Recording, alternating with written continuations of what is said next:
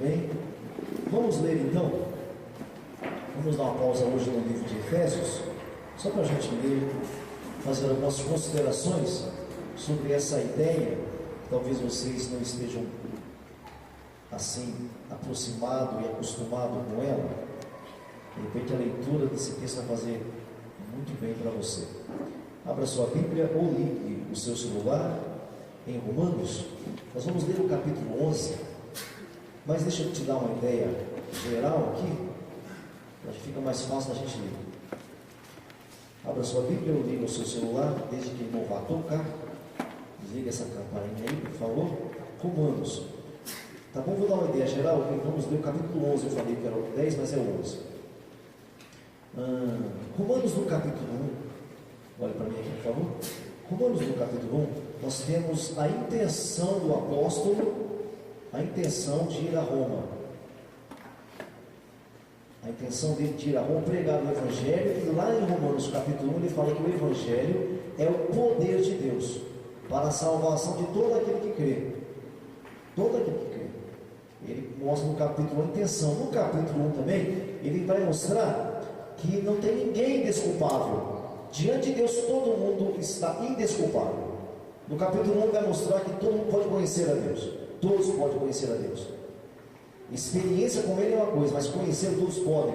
E no capítulo 1 mesmo, no verso 16, está o tema do livro todo. O tema do livro todo é a salvação, a justiça pela fé em Cristo. É o tema do livro. Todos podem ser salvos pela fé. Todos podem ser salvos. Não há mais distinção. Não há judeu, grego, mulher, homem, que antes tinha. Antes a mulher, ela não poderia ir em qualquer reunião no templo. Não poderia. Havia uma distinção pedagógica, nunca de preconceito, nunca de conceito, mas pedagógica. Quando você lê a Escritura e você se encontrar com lugares que você fica estranho, que você chega a pensar assim, puxa vida, isso não é muito legal o que Deus fez aqui. Ali tem um alvo pedagógico de Deus, irmãos.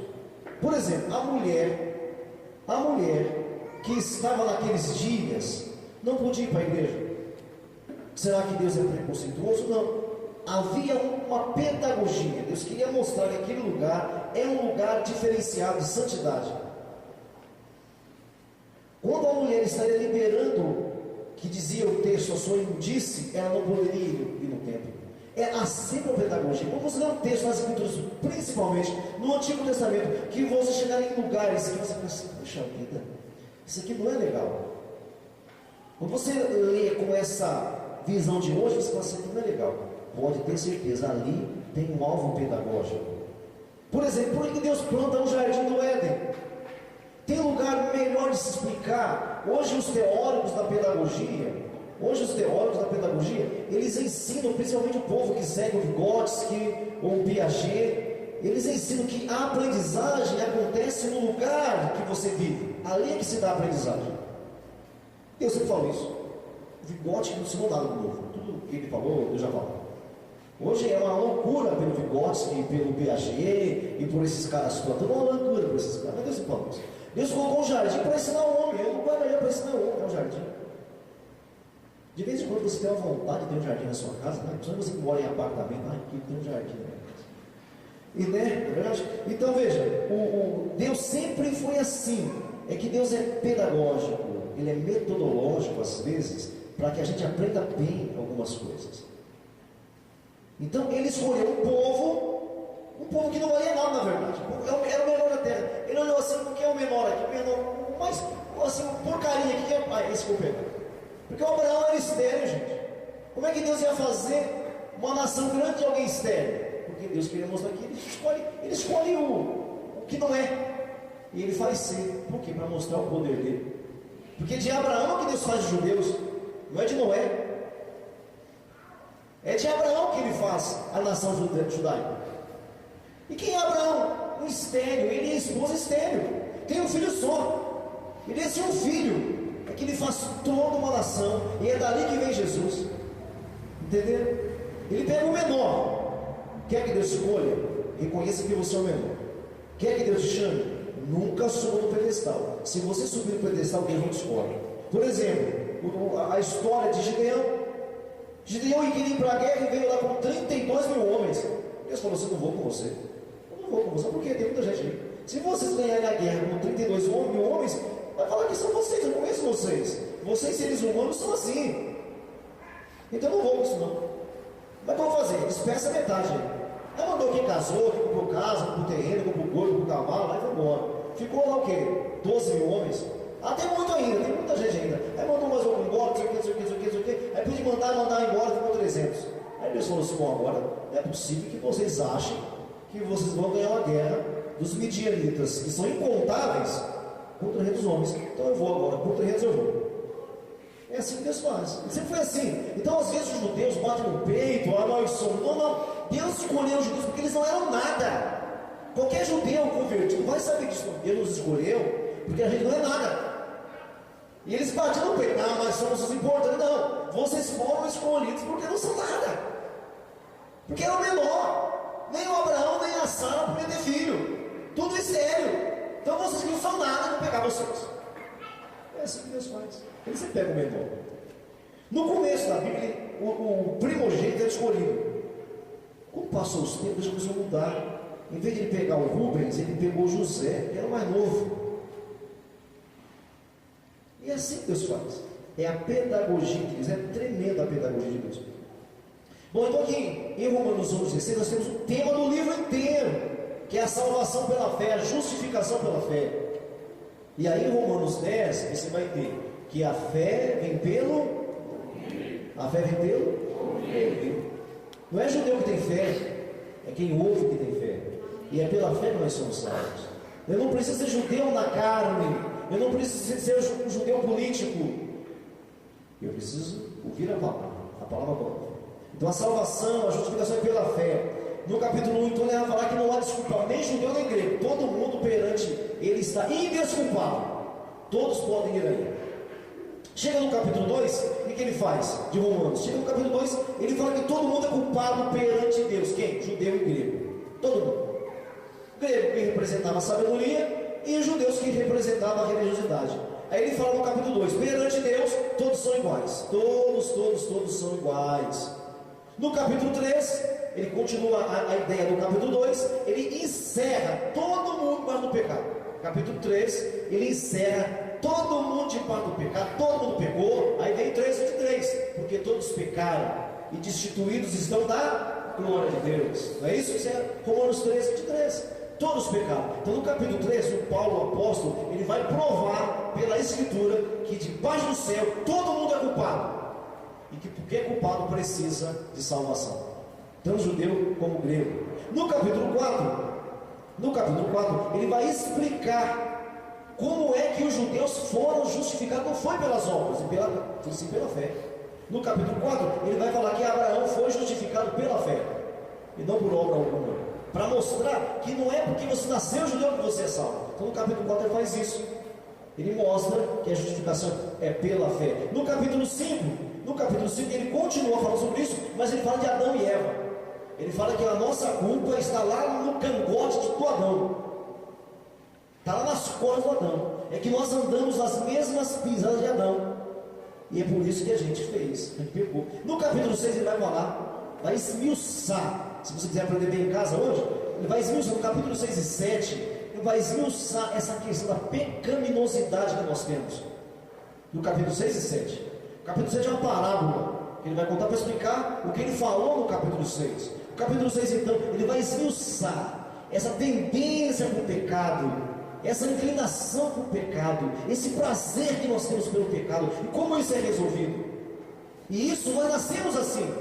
Não passamos a ser assim. Nós nascemos em pecado. O capítulo 6 é isso. Qual é o dilema do pecado? Leia em casa depois. Dilema do pecado. No capítulo 7 ele vai falar sobre essa briga do espírito e essa briga da carne, essa luta, esse pecado. No capítulo 6, como é que isso acontece na prática? Aí ele pega a parábola do casamento. Como é que um homem pode ficar livre da mulher, se separar da mulher e não cometer pecado? Só matando ela. Aí não está livre. É assim que ele fala: mata ela. Se matar ela, e essa mulher seria a lei. Só que essa mulher que é a lei não morre. Esse é o capítulo 7. A lei não morre. Então o marido está lascado. Ele quer ficar livre da lei. Essa lei seria a esposa, ele pega a esposa, o esposo para ilustrar isso. Então a única forma de eu ficar livre é matar a mulher. Só que a mulher é a lei, e a lei não morre. Capítulo 7, a partir do verso 1, fala que a lei é boa, a lei é santa e a lei é justa. Não morre. Então quem morre? Se a mulher não morre, quem morre? Quem morre? Eu. É no capítulo 7 que vai ensinar que nós estamos mortos em Cristo. Já que a mulher não morre, então morro eu. Porque a lei não morre. Então morro eu, o pecador. E como é que eu morri? Vivo não mais eu, mas Cristo vive em mim. Esse é o capítulo 7. Capítulo 8. O que é o capítulo 8? A vida no Espírito. Agora que eu sei que todo mundo está culpado, todo mundo é pecador, todo mundo tem que dar conta do seu pecado. Capítulo 8. Ele nos propõe uma caminhada diferente. Uma caminhada no Espírito. Morto para esse mundo e vivo no Espírito. Capítulo 8, uma caminhada espiritual. Quem anda na carne desagrada a Deus. Quem quer andar em sociedade com a carne é inimigo de Deus.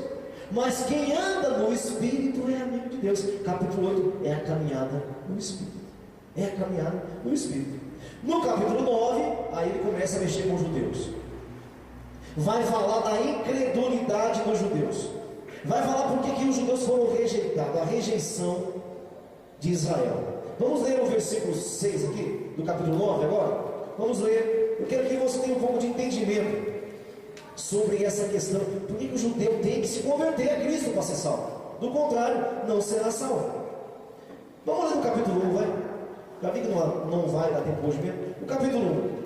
Olha o que ele fala, depois de mostrar como é que caminha no Espírito. Capítulo 9, versículo 1. Digo a verdade em Cristo e não minto, testemunhando comigo no Espírito Santo.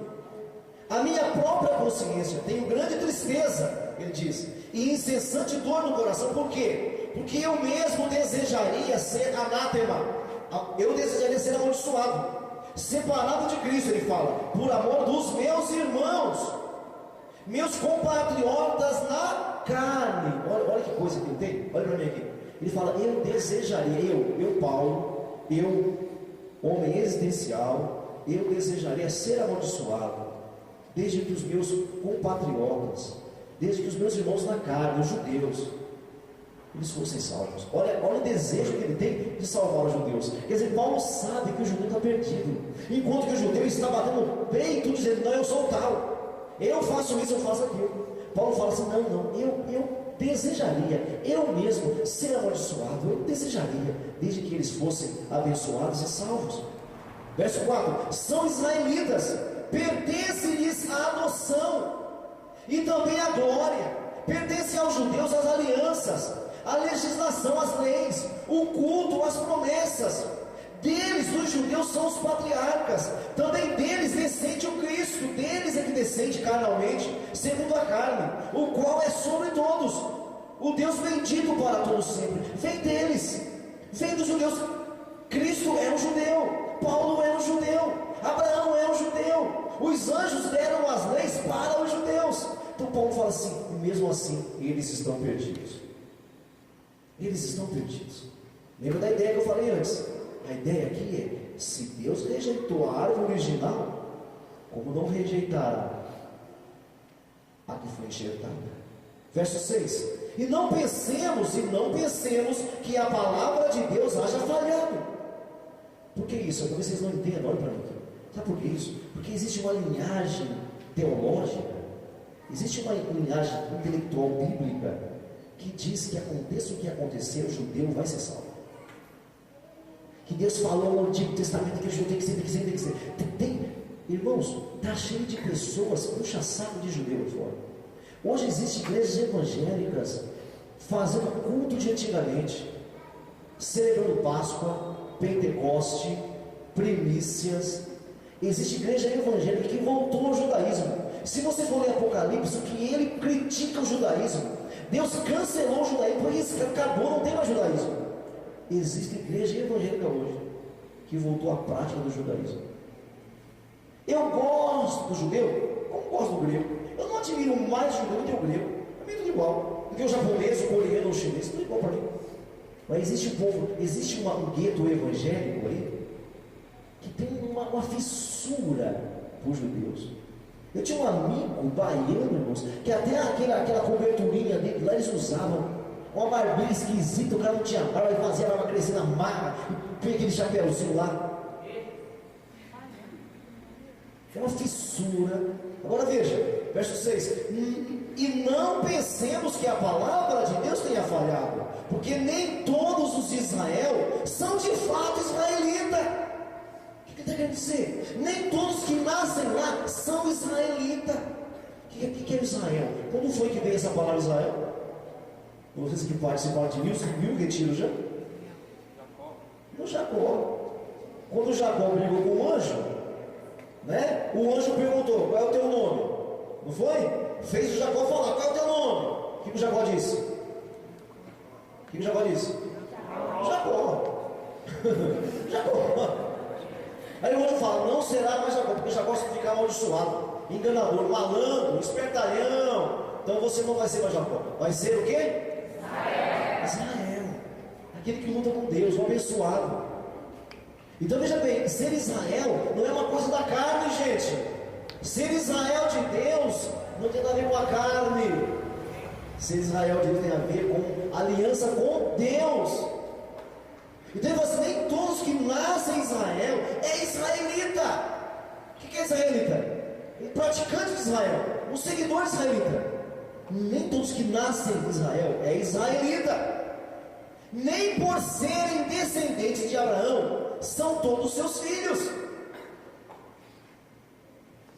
Mas em Isaque será chamada a tua descendência.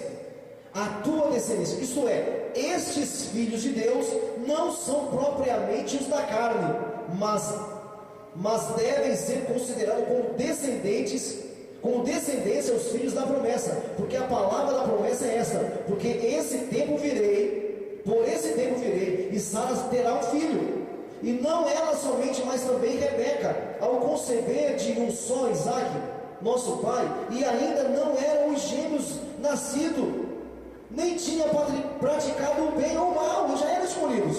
Não é por coisa que a gente faça. 12. Já fora dito a ela: o mais velho será servo do mais moço, como está escrito: amém Jacó, porém aborrecei Saul. Não é aqui fora, não é aqui por fora, é dentro, é o que nasce. Não é porque eles nasceram de Abraão, no sangue que são filhos de Abraão. Jesus disse, né, porque os religiosos foram criticar João. Jesus falou assim: olha, desse chão que a gente pisa, dessas pedras que você pisa, Deus pode suscitar filhos a Abraão. Até onde você pisa, Deus pode fazer o grão de terra ser filho de Abraão. Não é porque nasci de Abraão, e sim porque alguém viria. Olha o texto que legalzinho. Vamos voltar aqui um pouquinho para você pegar aqui o texto, aqui, a letra aqui assim, ó. Olha só, no versículo de número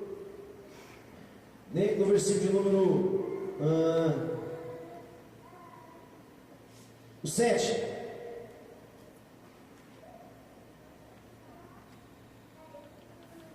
O 8. Isto é, estes filhos de Deus não são propriamente os da carne, mas devem ser considerados como descendência os filhos da promessa, porque a palavra da promessa é essa: por esse tempo virei, e Sara terá um filho, e não ela somente, mas também Rebeca, ao conceber de um só Isaque.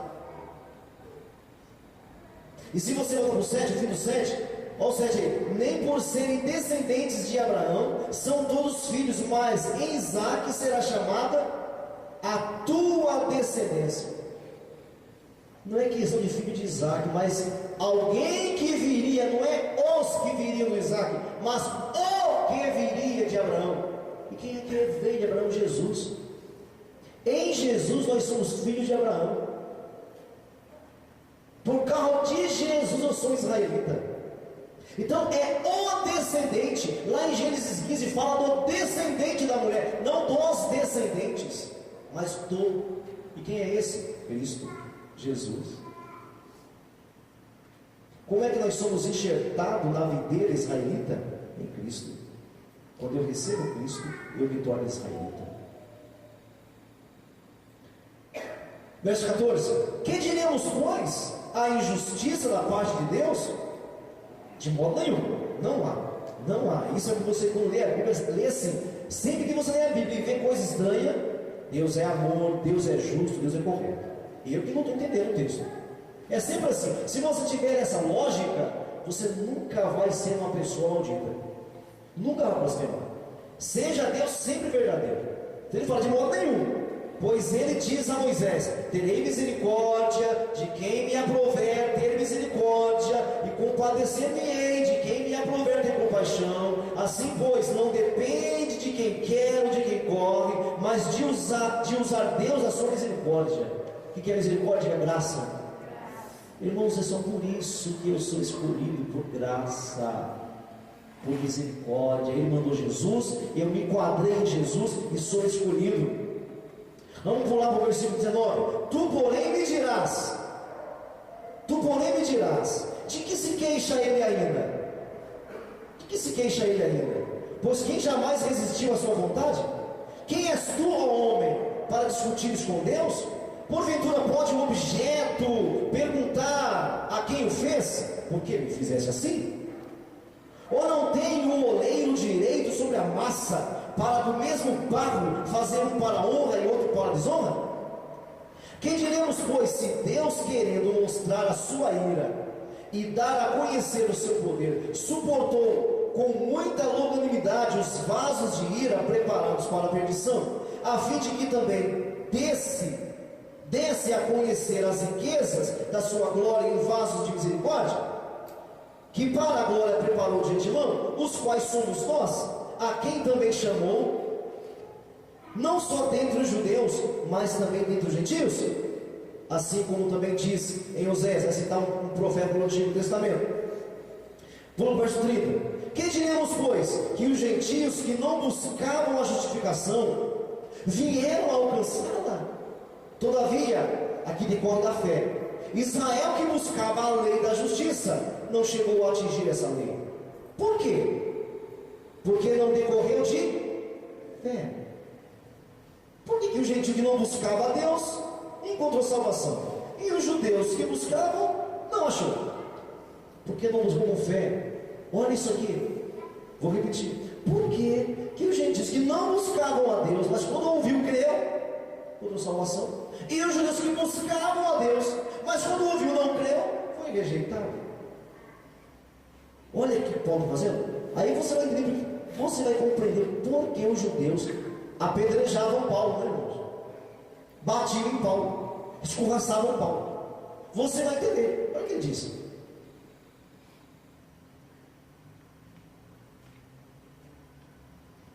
Por quê? Porque não decorreu de fé, e sim como que das obras, tropeçaram na pedra de tropeço. O que é isso? O que é essa pedra? Eu não vejo isso na Bíblia. O que quer dizer essa pedra de tropeço? Olha para cá, eles receberam a lei. Eles são descendentes de Abraão, de Isaac, Jacó, Isaías, tal.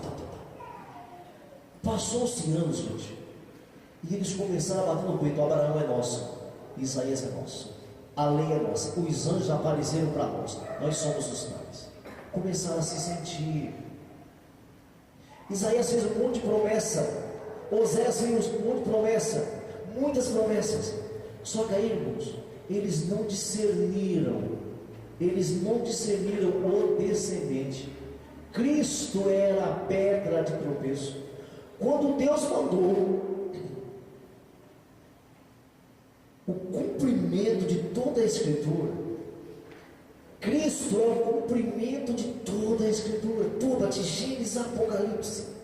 Cristo é o cumprimento. Quando Deus mandou aquilo que Ele tinha dito em Gênesis 3,15, Ele tinha dito que a serpente iria picar o calcanhar, mas que ele pisaria na cabeça da serpente, que o descendente da mulher faria isso. Quando Deus cumpriu essa promessa, depois de milênios, quase 4.000 anos depois, Ele manda Cristo. os judeus olham para Cristo e não veem em Jesus tudo aquilo que Isaías diz, por causa da carne dele. Quantos de nós, gente, às vezes, já fomos enfeitiçados pelos nossos próprios sentimentos? Quantos de vocês já falaram a seguinte frase: estava cego? Quem já teve essa experiência? Levanta a mão. Puxa, como é que eu não percebi? Como é que eu não discerni?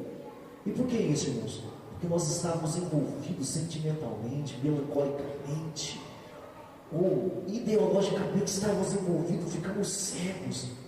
Quando Cristo veio, aqueles caras estavam tão bitolados, quando olharam para Cristo, não identificaram o cumprimento da promessa, não perceberam que ali se cumpria todo o Antigo Testamento. Cristo era a pedra de tropeço, a régua de medir. Cristo era a régua, era a trena. Em Cristo, Deus mediu quem era fiel e quem não era fiel. Quando Cristo veio ao mundo, quando Cristo foi apresentado no templo, tinha dois velhinhos lá, um chamava-se Simeão, uma outra velhinha chamava Ana. Quando Simeão, um velhinho de quase 90 anos, colocou os olhos no menino Jesus, ele falou: é o prometido. Ele disse: é o prometido. Por que os demais judeus não perceberam que aquele era o cumprimento da promessa?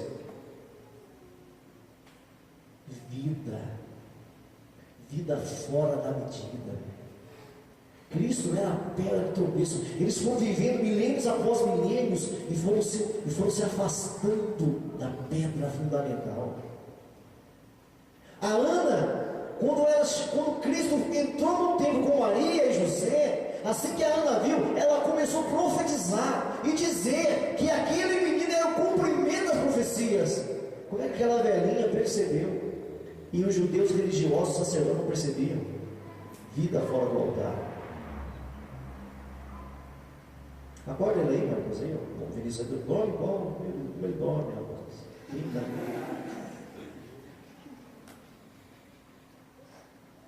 Vida fora do altar, a pedra de tropeço. Todos tropeçaram em Cristo. Cristo era o cumprimento.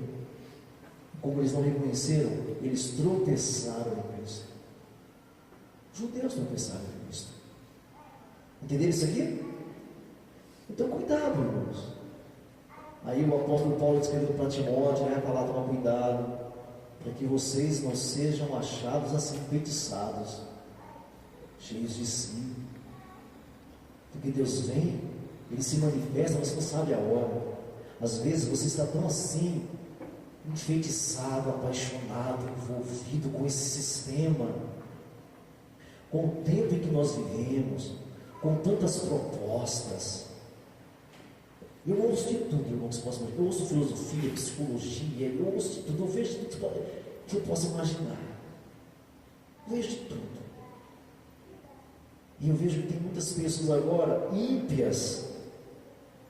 Eu estou vendo agora, tem muitas pessoas ímpias, isso provando que essa liberdade que o Brasil tem hoje não é liberdade. Olha só, ninguém cristão. Existem uns teólogos e filósofos que falam assim, que essa liberdade que tem no Brasil hoje não é liberdade, porque liberdade, a própria palavra liberdade, implica viver debaixo da lei. Liberdade, cumprir lei, não é meio. Essa liberdade que tem hoje não é liberdade, porque liberdade só tem quem está na lei. Quem não anda num sistema, numa lei, não está livre. Olha só, há 20 anos atrás não se falaria isso. Os caras de hoje, ímpios, estão falando o que Deus sempre falou, o que a Bíblia sempre falou. Essa libertinagem de hoje é isso mesmo, libertinagem. Eu vou dar reunião na escola dos meus filhos. A escola para os pais é uma, para o aluno é outra. E para descobrir isso não é fácil. Eu tive que ser um agente secreto. Eu tive que me camuflar para descobrir. Na escola, sem o pai lá, a escola é uma. No dia da reunião, a escola é outra. Quando não tem pai, e olha, eles mentem na cara dura.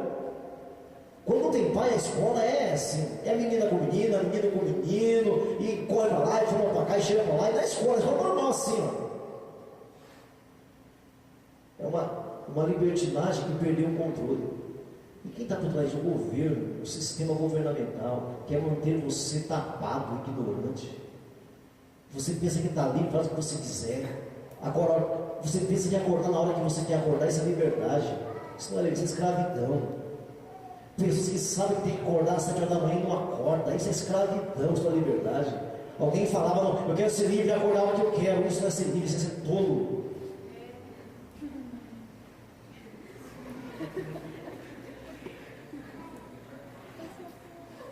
Se fosse você pegava de novo essa pregação, depois eu ouvi bem devagarzinho.